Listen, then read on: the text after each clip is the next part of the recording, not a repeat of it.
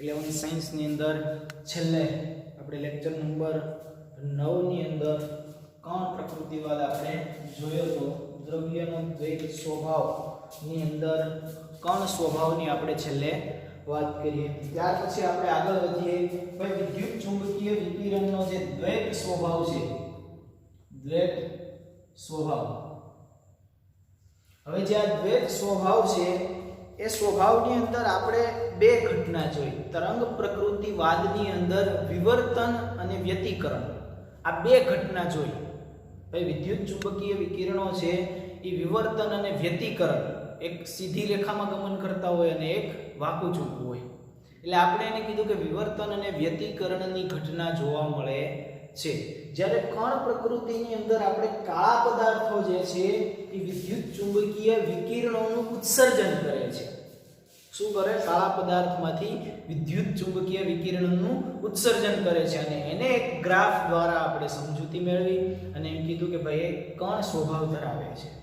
તો હવે વૈજ્ઞાનિકોના મતે એક મૂંઝવણનો પ્રશ્ન એ થયો કે તરંગ પ્રકૃતિવાદ છે એ વિવર્તન અને વ્યતિકરણ ઘટના બહુ સારી રીતે સમજાવી શકે, જ્યારે કણ પ્રકૃતિવાદ શું સમજાવે તો કે કાળા પદાર્થમાંથી ઉત્સર્જન થતા વિદ્યુત ચુંબકીય જે વિકિરણો છે તેની સમજૂતી આપે છે.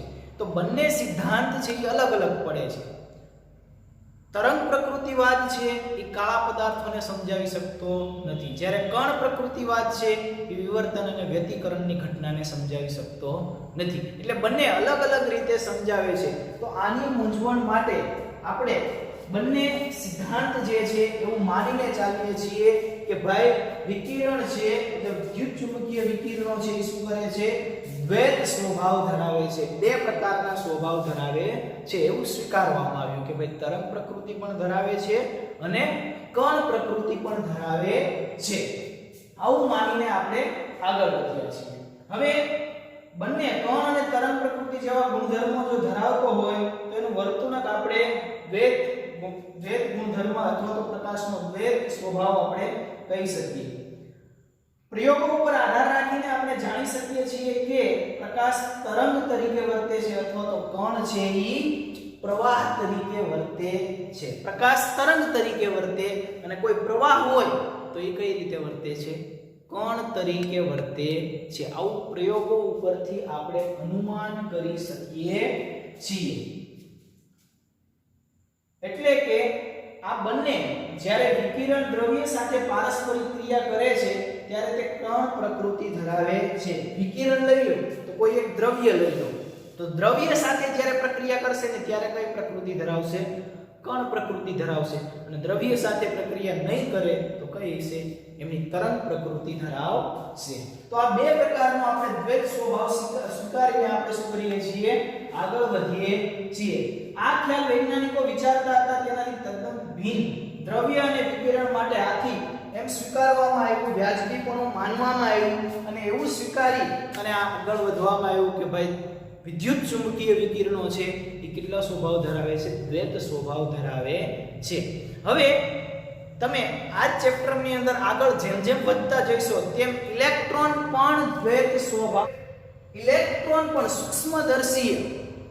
સૂક્ષ્મદર્શીય માં તમે આગળ વધશો કે ભાઈ ઇલેક્ટ્રોન પણ કણ અને તરંગ પ્રકૃતિ ધરાવે છે. એ ચેપ્ટરની અંદર આપણે આગળ ભણશું. તો આવી રીતે આ બે ખ્યાલ આપણે વિદ્યુત ચુંબકીય વિકિરણનો દ્વૈત સ્વભાવ માનીને આપણે આગળ વધીએ છીએ. તો ચાલો ત્યાર પછી એમના નાના નાના એક્ઝામ્પલ આપણે કરી લઈએ. ચાલો તમારી ટેક્સ્ટબુકની અંદર જે કોયડાઓ આપેલા છે તે કોયડો તમારો 2.6 તમારો 2.6 કોયડો કંઈક એવો આપેલો છે કે વિકિરણના 1 મોલ ફોટોન કે જેની આવૃત્તિ 1 મોલ ફોટોનની આવૃત્તિ તમને આપી દીધેલી છે. એટલે આપેલી છે 5 × 10⁻14 હર્ટ્ઝ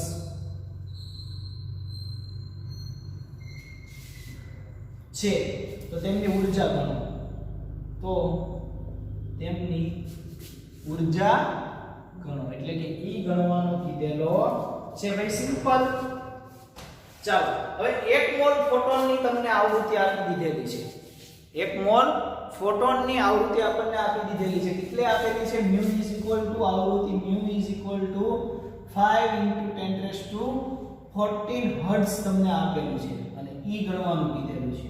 શું ગણવાનું કીધેલું છે? ઊર્જા ગણવાનું કીધેલું છે. તો આપણે જાણીએ છીએ સૂત્ર કે ઊર્જા E શું થાય? ઊર્જા E h new.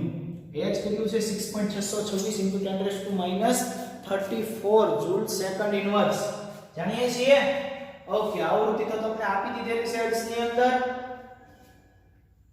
Second hertz માં આપેલી છે આવૃત્તિ. ઓકે, એને સેકન્ડ ઇન્વર્સ કરી શકો તમે. હર્ટ્ઝ માં જે આવૃત્તિ આપેલી છે અને સેકન્ડ ઇન્વર્સ માં બીજું કહી શકો. ચાલો, એ આપેલું છે 6.626 × 10⁻34 અને μ પણ તમને આપી દીધેલો છે 5 × 10⁻14 હર્ટ્ઝ અથવા સેકન્ડ ઇન્વર્સ જે કયો તે. આનો તમે ગુણાકાર કરશો એટલે તમને જવાબ મળશે 3.3 × 10⁻19 joule. 19 joule. Okay, joule second inverse હોય, આ સેકન્ડ ઇન્વર્સ હોય. ચાલો, હવે આ તો આપણને શું મળી ગયું? ઊર્જા મળી છે. શું મળી ગયું?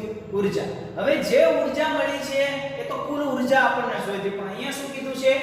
1 મોલ ફોટોનની આવૃત્તિ આપેલી છે. શેની આપેલી છે? 1 મોલ. તો 1 મોલ ફોટોનની ઊર્જા ગણવી પડે. તો ચાલો 1 મોલ ફોટોનની ઊર્જા ગણી લઈએ. 1 મોલ ફોટોનની ઊર્જા. આ આપણને ઊર્જા મળી કેવી મળી છે? કુલ ઊર્જા છે. અહીંયા કોઈ મોલ સાથે આપણે સંબંધ લીધો નથી. તો 1 મોલ માટે શું કરવું પડે? તો કે જે કાઈ હોય તેને એવોગાડ્રો નંબર વડે ગણીએ તો E *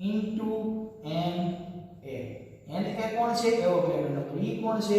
ઊર્જા છે. ચાલો, ઊર્જા કેટલી મળી? 3.3 × 10⁻19 જૂલ અને એવોગાડ્રો નંબર 6.626 અથવા તો 6.022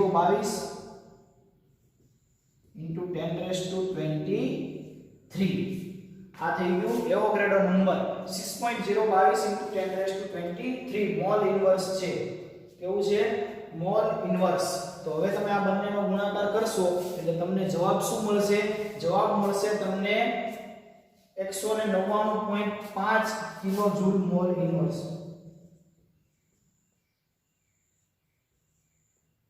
કિલો જૂલ મોલ ઇન્વર્સ.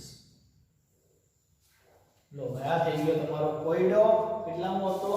2.6. કઈ નથી ભાઈ, આપી દીધેલી જે આવૃત્તિ છે, આવૃત્તિ આપેલી છે અને ઊર્જા ગણવાની છે. પણ યાદ રહે, અહીંયા 1 મોલ ફોટોનને આપેલી છે એટલે આપણે 1 મોલ માટે ગણવાની છે. 1 મોલ માટે ગણવા માટે શું કરવાનું? એનો એવોગાડ્રો નંબર સાથે ગુણાકાર કરવાનો. ક્લિયર છે? ચાલો આગળ વધીએ. કોયડો તમારો 2.7. 2.7 મસ્ત મજાનો કોયડો છે.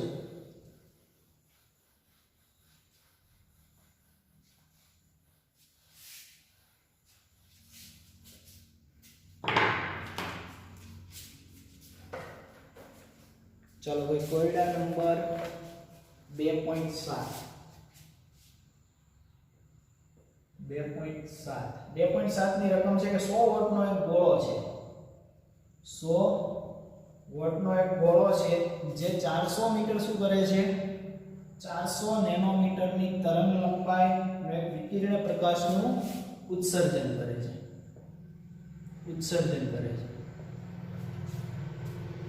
ગોળા વડે પ્રતિ સેકન્ડ ઉત્સર્જિત થયેલા ફોટોનની સંખ્યા ગણો. ગોળા વડે ઉત્સર્જન થયેલા ફોટોનની સંખ્યા પ્રતિ સેકન્ડમાં ગણવાની છે. હવે અહીંયા જો, હવે આપણને એમ કીધેલું છે કે 100 વોટનો એક ગોળો 400 મીટરની તરંગ લંબાઈના એક 100 વોટનો ગોળો છે. કેટલું કરે છે? તો કે 400 નેનોમીટર તરંગ લંબાઈ ધરાવતા. કેટલી? 400 નેનોમીટર તરંગ લંબાઈ ધરાવતા વિકિરણોનું શું કરે છે? ઉત્સર્જન કરે છે. એટલે કે 400 વોટનો ગોળો 400 મીટર તરંગ લંબાઈ ધરાવતા વિકિરણોનું ઉત્સર્જન કરે છે. હવે ગોળા વડે ઉત્સર્જિત થયેલા, તો ગોળામાંથી ઉત્સર્જિત થયેલા ફોટોનની સંખ્યા પ્રતિ સેકન્ડમાં ગણવાની છે. તો આમાંથી જે ઉત્સર્જન પામે છે એને શું ગણવાનું છે? પ્રતિ સેકન્ડમાં ઉત્સર્જિત થયેલા ફોટોનની સંખ્યા ગણવાની છે. તરંગ લંબાઈ તો તમને કહી દીધી, અને ફોટોનની સંખ્યા તમારે કેટલી ઉત્સર્જિત થાય છે તે ગણવાનું છે. એ પણ કેવું? પ્રતિ સેકન્ડ. તો ચાલો ગણી લઈએ આપણે. તો પ્રથમ કે ગોળાની શક્તિ તમને આપેલી છે, પાવર તમને આપેલો છે, કેટલો છે? 100 વોટ છે. જૂલ સેકન્ડ ઇન્વર્સ લખી શકું? ગોળાની શક્તિ કેટલી આપેલી છે? 100 વોટ, અથવા તો એને જૂલ સેકન્ડ ઇન્વર્સ પણ લખી શકું છું. ચાલો હવે એક ફોટોનની ઊર્જા તમને કીધેલું છે. શેની કીધેલી છે? ફોટોનની ઊર્જા આપણે ગણવાની છે. તો ઊર્જા E શું થાય? E h mu થાય. ઓકે, આટલે આપણને ખબર છે. h mu શું થાય? આપણે mu જાણીએ છીએ. mu થાય c/λ થાય. આ સંબંધ આપણે જાણીએ છીએ. એ જ કિંમત અહીંયા મૂકી દઉં તો આવું થાય. E h c/λ આવું થાય. થાય કે ના થાય? ચાલો આપણે h જાણીએ છીએ. પ્લાન્કનો અચળાંક 6.626 × 10⁻⁻34. આવૃત્તિ કેટલી છે? 3 × 10⁸ c. અને લેમ્બડા તમને આપી દીધેલો છે. લેમ્બડા કેટલો છે? 400 નેનોમીટરની તરંગ લંબાઈ છે. નેનોમીટરને મીટરમાં ફેરવીએ એટલે 400 × 10⁻⁹ મીટર થાય. આ સાદુરૂપ આપશો એટલે તમને e કેટલો મળશે? એ મળશે તમને 4.9 × 10⁻19 મળશે જૂલ. આ તમને ઊર્જા મળેલી છે. હવે ઉત્સર્જિત થયેલા ફોટોનની સંખ્યા ગણવાનું કીધું છે. શું કીધું છે? ફોટોનની સંખ્યા. ચાલો હવે ઉત્સર્જિત થયેલા ફોટોનની સંખ્યા. હવે સંખ્યા ગણવી હોય તો કુલ કેટલા વોટ લીધેલા છે? તો કે કુલ કેટલા વોટ લીધેલા છે? 100 ભાગ્યા ઊર્જા કેટલી છે? 4.9 × 10⁻⁻19 જૂલ. આ સોલ્વ કરશો એટલે તમારો જવાબ આવશે 2.012 × 10⁻20 સેકન્ડ ઇન્વર્સ.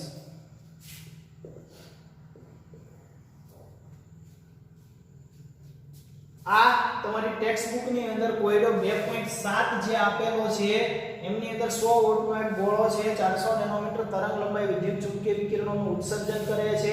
તો એમાંથી ફોટોનની આવૃત્તિ તમને ગણવાનું કીધેલું છે, અને એ પણ પ્રતિ સેકન્ડ. આવૃત્તિ ગણવી હોય તો ઊર્જા જોઈએ.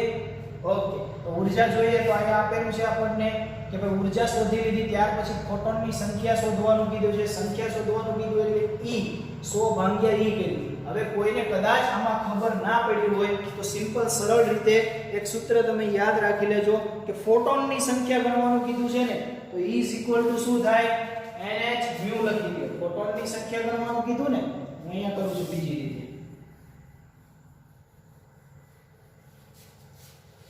બીજી રીતે કરાવું છું આ દાખલો. સરળ રીતે કરાવું છું. આ તમારી ટેક્સ્ટ બુક મુજબ હતો.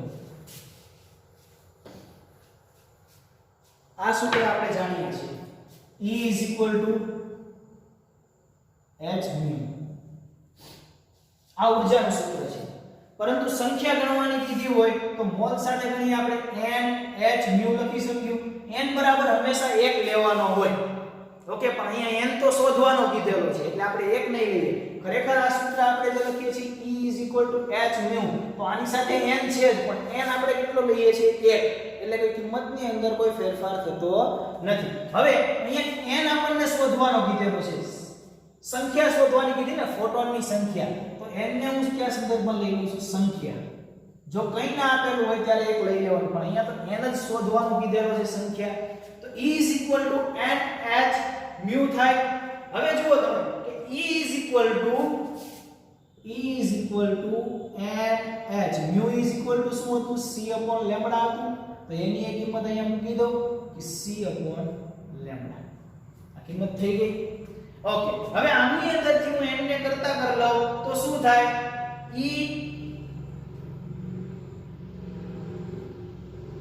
લેમ્બડા upon hc થાય. ચાલો, દરેક કિંમત આપણે જાણીએ છીએ હવે, એટલે સીધે સીધો તમારો શું મળશે? n મળશે, એટલે ફોટોનની સંખ્યા મળશે. ચાલો, ફોટોનની સંખ્યા e કેટલો આપેલો છે? 100 વોટ તમને આપેલો છે. ઓકે, ચાલો 100 વોટ લઈ લો. તરંગ લંબાઈ કેટલી આપેલી છે? 400 × 10⁻⁹ મીટર તમને આપેલી છે. h કેટલો આપેલો છે? 6.0626 × 10⁻34. c કેટલો છે? 3 × 10⁻8. આનું સાદુરૂપ આપો એટલે તમારો જવાબ ફરી પાછો કેટલો આવશે? 2.012 × 10⁻20 સેકન્ડ ઇન્વર્સ. આ થઈ ગયો ફાઇનલ જવાબ તમારો સીધો. ઓકે, આમની અંદર એનું એક સૂત્ર છે, એની જ કિંમત છે, પણ મેં શું કીધું? n ને સીધો કરતા બનાવી દીધો. એટલે તમારે બે એકી સાથે પેલું એવું યાદ ના રાખવું પડે કે સંખ્યા કીધી તો 100 વોટ ભાગ્યા અપોન એને ભાગ્યા શું કર્યું છે? જે કઈ ઊર્જા મળી તે ઊર્જા વડે ભાંગીને ખાલી કુલ ઊર્જા વડે એટલા માટે ભાંગેલા છે કે તમારે જોઈએ છે પ્રતિ સેકન્ડ જોતું છે, એટલા માટે આપણે ભાગાકાર કર્યા. તો આપણે આ રીતે આપણે યાદ રાખી લઈશું એટલે થોડું સરળ પડશે, આપણને સરળતાથી સમજાઈ જશે. જે રીતે યાદ રહેતો હોય એ રીતે યાદ રાખી શકો. ઓકે, તમને જે રીતે યાદ રહેતો હોય એ રીતે તમે યાદ રાખી શકો. ચાલો, હવે કોયડા નંબર તમારો આવે છે 2.8. કોયડા નંબર 2.8.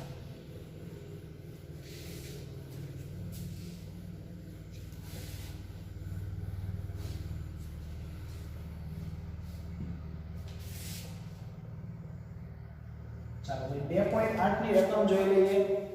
રકમ કઈ એવી છે તમારી કે જ્યારે વિદ્યુત ચુંબકીય વિકિરણની 300 નેનોમીટર તરંગ લંબાઈ ધરાવતું વિદ્યુત ચુંબકીય વિકિરણની 300 નેનોમીટર તરંગ લંબાઈ ધરાવતું વિકિરણ સોડિયમની સપાટી ઉપર પડે છે.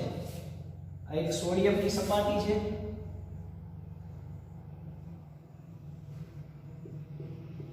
સોડિયમ છે. સોડિયમની સપાટી ઉપર શું પડે છે?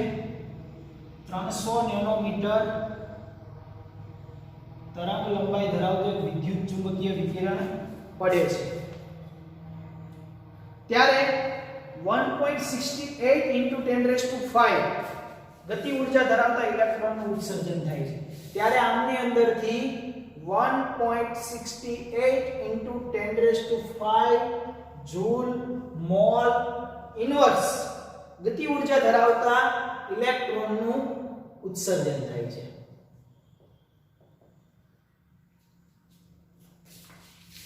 સોડિયમમાંથી એક ઇલેક્ટ્રોન દૂર કરવા માટે ઓછામાં ઓછી કેટલી ઊર્જાની જરૂર પડે? સોડિયમમાંથી એક ઇલેક્ટ્રોન દૂર કરવા ઓછામાં ઓછી કેટલી ઊર્જા?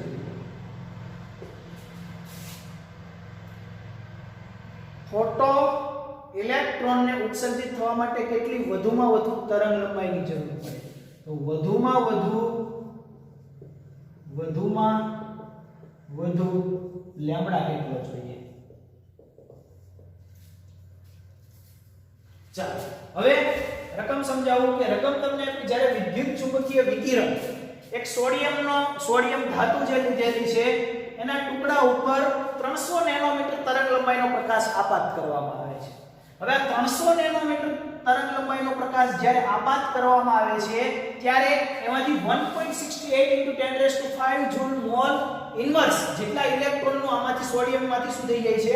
ઉત્સર્જન થઈ જાય છે. તો આ જે સોડિયમ જે આપેલો છે એ સોડિયમમાંથી એક ઇલેક્ટ્રોન દૂર કરવો હોય તો કેટલી ઊર્જા જોઈએ? E કેટલો જોઈએ? એક ઇલેક્ટ્રોન દૂર કરવો હોય તો આમને ઊર્જા કેટલી જોઈએ? અને જો આને ઊર્જા કેટલી જોઈએ તો એની વધુમાં વધુ તરંગ લંબાઈ પણ કેટલી હશે? આ તો ઠીક છે 300 નેનોમીટરે આટલા ઇલેક્ટ્રોનનું ઉત્સર્જન થાય છે, તો એક ઇલેક્ટ્રોન દૂર કરવા માટે એની તરંગ લંબાઈ પણ બદલાશે ને ભાઈ. અહીંયા લેમ્બડા પણ બદલાઈ જશે. કેમ? કેમ કે આ તો આ 1.68 × 10⁵ ઇલેક્ટ્રોન દૂર કરવા માટે 300 નેનોમીટર આપ્યા, પણ મારે એક જ ઇલેક્ટ્રોન દૂર કરવો હોય તો એમની તરંગ લંબાઈ કંઈક અલગ હશે અને એમની ઊર્જા પણ કેવી હશે, કંઈક અલગ હશે. તો પહેલો જ પ્રશ્ન એ થાય કે ભાઈ સોડિયમ પાસે કુલ ઊર્જા છે કેટલી, પહેલો તો પ્રશ્ન એ થાય. તો એ પણ મારે શું કરવું પડે, ગણતરી. તો ચાલો ઊર્જા ગણી લઈએ. E = શું થાય, h mu થાય, mu = શું થાય, c/λ થાય. ફરી એની જ કિંમત hc/λ E = ચાલો h આપણે જાણીએ છીએ 6.626 × 10⁻⁻34. c કેટલો છે, c પ્રકાશનો એક 3 × શૂન્યાવકાશની અંદર કેટલો છે, 10⁸. લેમ્બડા કેટલો આપેલો છે, લેમ્બડા દરેકને આપેલો છે 300 નેનોમીટર. આપણે આપાત કરીએ છીએ કે 300 નેનોમીટર ને હું શેમાં ફેરવું છું, મીટરની અંદર, એટલે 10⁻⁹ થાય. તો આપણને ઊર્જા મળી જાય.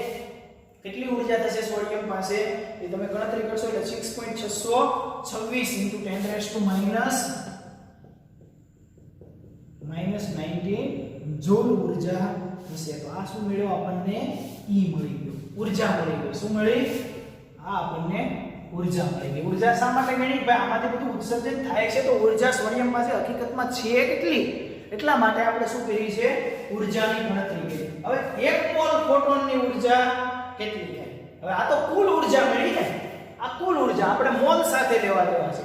તો 1 મોલ ફોટોન માટે ગણવામાં આવે તો 1 મોલ ફોટોનની ગણતરી સાઈડમાં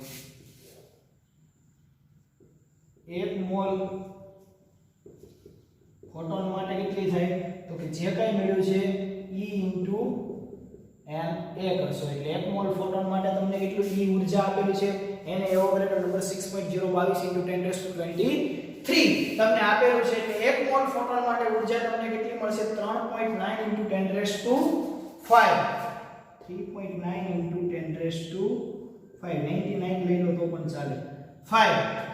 આ કેના માટે મળી, 1 મોલ ફોટોન માટે જૂલ મોલ ઇન્વર્સ, કેમ કે મોલ ઇન્વર્સ તો 1 મોલ માટે ગણીએ છીએ ઊર્જા જૂલ, અને મોલ માટે ગણીએ મોલ ઇન્વર્સ. આ કોના માટે મળી, 1 મોલ ફોટોન માટે મળેલી છે. હવે સોડિયમમાંથી 1 ઇલેક્ટ્રોન દૂર કરવા માટે જરૂરી ઓછામાં ઓછી ઊર્જા, સોડિયમમાંથી આ તો ઠીક છે કે ઊર્જા 1 મોલ ફોટોન માટે ગણી લીધી, પણ બીજું શું કીધું, 1 ઇલેક્ટ્રોન દૂર કરવા ઓછામાં ઓછી ઊર્જા કેટલી જોઈએ, તો સોડિયમમાંથી 1 ઇલેક્ટ્રોન દૂર કરવા ઓછામાં ઓછી ઊર્જા, સોડિયમમાંથી 1 ઇલેક્ટ્રોન દૂર કરવા માટે ઓછામાં ઓછી ઊર્જા કેટલી જોઈએ, તો 1 ઇલેક્ટ્રોન દૂર કરવા માટે કેટલી ઊર્જા જોઈએ એની જો ગણતરી કરવી હોય તો 1 મોલ ફોટોનની કેટલી મળી, તો કે 3.99 આ 1 મોલ ફોટોનની મળી છે. 3.99 × 10⁵ માઈનસ આ કોની છે, 1 મોલ ફોટોનની ઊર્જા. હવે સોડિયમની જે કઈ ઊર્જા આપણને કુલ ઊર્જા મળેલી છે એમાંથી આપણે 1 મોલ ફોટોન માટે એટલું કીધું છે કે 3.99. હવે 1 મોલ ફોટોનની ઊર્જા જે છે તેમાંથી 1.68 જેટલું તો શું થઈ જાય છે, ઇલેક્ટ્રોનનું ઉત્સર્જન થઈ જાય છે. કેટલું થઈ જાય છે, 1.68 જેટલું તો આની જે ઊર્જા મળી તેમાંથી ઉત્સર્જન કરી નાખ્યું, તો એ તો બાદ જ કરી દેવાનું. એટલે કેટલું થઈ ગયું, 1.68 × 10⁵ જેટલું તો ઉત્સર્જન થઈ જાય છે. તો કેટલી ઊર્જા મળશે હવે આપણને, તો એ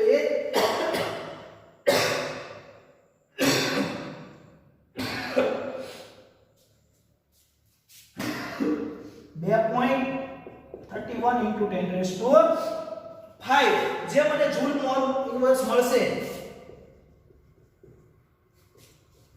તે થઈ ગઈ 1 ઇલેક્ટ્રોનને દૂર કરવા માટે ઓછામાં ઓછી ઊર્જા. હવે આ કોના માટે ગયું, તો કે 1 ઇલેક્ટ્રોન દૂર કરવા માટે ઓછામાં ઓછી ઊર્જા. હવે 1 ઇલેક્ટ્રોન માટેની ઓછામાં ઓછી ઊર્જા કેટલી હોય, હવે આટલી ઊર્જા આની પાસે બચેલી છે, તો એમાંથી આની કુલ ઊર્જા આપણે ગણી લીધી, કેટલી મળી? 1 મોલ માટે 3.99. એમાંથી આટલું તો ઉત્સર્જન થઈ ગયું તો વૈદ્યુત આપણે આટલી કહી દીધી. પણ હવે જે આ ઊર્જા છે એની પાસે બચેલી ઊર્જા છે તેમાંથી એક ઇલેક્ટ્રોન દૂર કરવા માટે કેટલી ઊર્જા જોઈશે? તો અહીં એવું કહી શકું હું કે એક ઇલેક્ટ્રોન દૂર કરવા માટે કેટલી ઊર્જા જોઈએ?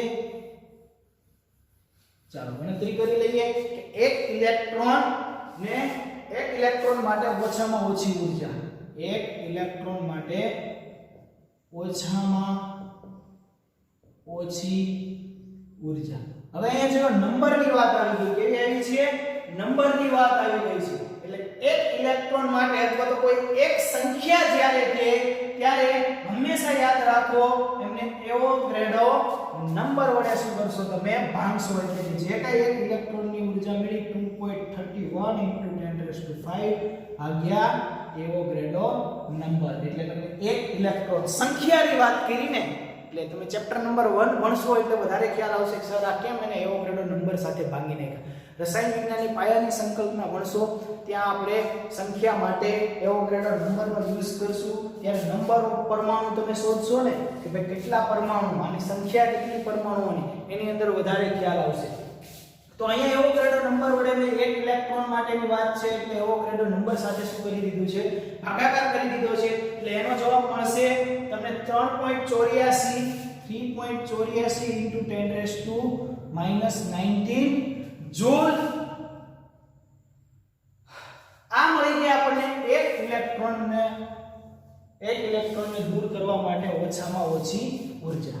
ઊર્જાની વાત થઈ ગઈ તો તરંગ લંબાઈ કેટલી થશે? તો એની તરંગ લંબાઈ કેટલી થશે? તરંગ લંબાઈ તો ફરી પાછું સૂત્ર hc/E. h આપણે જાણીએ છીએ, c આપણે જાણીએ છીએ, ઊર્જા એ પણ આપણે જાણીએ છીએ. હવે ઊર્જા કેવી લેશો? અહીં યાદ રહે એની ઊર્જા અહીં મળેલી છે, આ પણ એક E મળેલો છે, પણ આ કેવો છે? કુલ E છે. હવે અહીંયા જે વાત કરીએ છીએ એક ઇલેક્ટ્રોન માટેની ઊર્જા ઉપયોગમાં લેવાય એટલે 6.626 × 10⁻34 × 3 × 10⁸ અને ઊર્જા કઈ લઈશો? E જે આપણને મળેલી છે તે કેટલી મળી છે ઊર્જા? 3.84 × 10⁻19 વાળી ઊર્જા આપણે લેવાની છે. એટલે તમને તરંગ લંબાઈ મળશે 517 નેનોમીટર મળશે. કેટલી મળશે? Lambda = 517 nanometre. તો આ થઈ ગઈ ફાઇનલ તરંગ લંબાઈ. ક્લિયર છો? યાદ રહે, ફરી સમજાવી દો એક વખત દાખલો. ખાલી આમની અંદર એટલું યાદ રાખવાનું કે સોડિયમની જે સપાટી છે, સોડિયમની સપાટી ઉપર 300 નેનોમીટર તરંગ લંબાઈ ધરાવતું વિદ્યુત ચુંબકીય વિકિરણ જ્યારે આપાત કરવામાં આવે છે ત્યારે એમાંથી આટલા ઇલેક્ટ્રોનનું ઉત્સર્જન થાય છે. તો સોડિયમ પાસે ઊર્જા કેટલી છે? કે આટલા ઇલેક્ટ્રોનનું ઉત્સર્જન કરે તો આપણે શું ગોતી લીધું? પહેલા એમની ઊર્જા શોધી લીધી. એટલે પહેલા શું ગોતી લીધી? ઊર્જા E ગોતી લીધી. કુલ ઊર્જા E શોધી લીધી. ત્યાર પછી શું કર્યું કે ભાઈ હવે મારે શું કરવો છે? એક ઇલેક્ટ્રોનને દૂર કરવો છે. તો એક ઇલેક્ટ્રોનને દૂર કરવા માટે ઓછામાં ઓછી કેટલી ઊર્જા જોઈએ? તો આની જે ઊર્જા મળેલી હતી કુલ ઊર્જા, એ તો એમને કુલ ઊર્જા, પણ આપણે શેની વાત કરવાની છે? મોલની વાત કરવાની. તો કુલ ઊર્જા મળી હતી એમને શું કર્યું? મોલમાં ફેરવી લીધી. એટલે મોલ સાથે ગણતરી કરી લીધી ભાઈ એના એક મોલ માટે અથવા તો એક ફોટોન માટે કેટલી જોઈએ. હવે એ જે મોલની ઊર્જા મળેલી છે આખો જે સોડિયમનો મોલ છે એમાંથી એની જે કુલ ઊર્જા હતી એમાંથી આટલું તો ઉત્સર્જન થાય છે. તો વધી ઘટી જે કઈ ઊર્જા છે એમાંથી એક ઇલેક્ટ્રોન દૂર કરવાનો. હવે એ ઇલેક્ટ્રોન દૂર કરો તો ઓછામાં ઓછી આ જો એક ઇલેક્ટ્રોનને દૂર કરવા માટે ઓછામાં ઓછી ઊર્જા. તો વધી ઘટી જે ઊર્જા હતી એટલે આટલી મળી. હવે આટલા ઊર્જામાંથી શું કરવાનું છે? એક ઇલેક્ટ્રોનને કેટલી ઊર્જા જોઈએ? ઓછામાં ઓછી. તો એને આપણે એક ઇલેક્ટ્રોન માટે એવોગાડ્રો નંબર સાથે શું કરી દીધો? ભાગાકાર કરી દીધો. ત્યાર પછી એની શું શોધી લીધી? તરંગ લંબાઈ શોધી લીધી. ઓકે, દાખલો ખૂબ મોટો છે, ગુજરાત બોર્ડમાં પૂછાય. નીટ અને JEE ની અંદર લેન્ધી છે દાખલો, એટલે આટલો મોટો કોઈડો પૂછાય નહીં. સિંગલ 2-3 સ્ટેપ અથવા તો એવા દાખલાઓ આપણને પૂછાય. પછી નાનું મોટું પૂછાય લે કદાચ થિયોરિટિકલ. ઓકે, તો એ આપણને આવડી જાય સૂત્ર ઉપરથી સીધું મૂકીને. ક્લિયર છો? ઓકે, હવે આગળ જે છે આપણો ટોપિક કે ક્વોન્ટમીકૃત ઇલેક્ટ્રોનની ઊર્જા સ્તરના પુરાવા અથવા તો પરમાણુય જે વર્ણપટ છે તેને આપણે ભણવાનો છે. ઓકે, તો હવે લેક્ચર નંબર 11 ની અંદર આપણે પરમાણ્વીય વર્ણપટનો અભ્યાસ કરીએ.